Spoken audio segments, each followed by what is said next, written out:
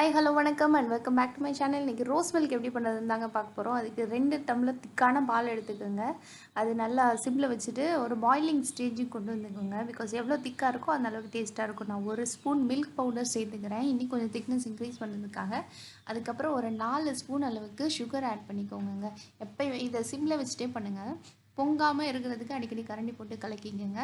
4 spoon எனக்கு தேவையான அளவுக்கு இருக்கும். இஃப் யூ உங்களுக்கு கொஞ்சம் அதிகமான சுகர் டேஸ்ட் வேணும்னா இன்னும் ஒரு ஸ்பூன் கூட எக்ஸ்ட்ரா சேர்த்துக்கலாம்.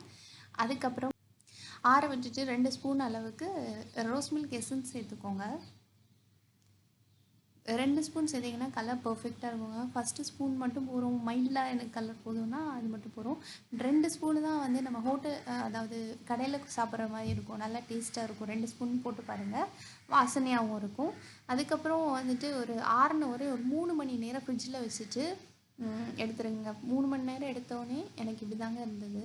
இதுக்கப்புறம் முக்கியமான இன்க்ரீடியன்ட் என்னென்னா, அந்த பாதாம் பிசின் இருக்குது இல்லையா, அதை வந்து ஓவர் நைட்டு சோக் பண்ணி வச்சிடணும். ஒரு 2 துண்டுகள் எடுத்து அது வந்து நமக்கு ஒரு டேஸ்ட்டும் இருக்காது, ஆனால் உடம்புல இருக்க சூடெல்லாம் தணிக்கிறதுக்கு ரொம்ப ஹெல்ப்ஃபுல்லாக இருக்கும்.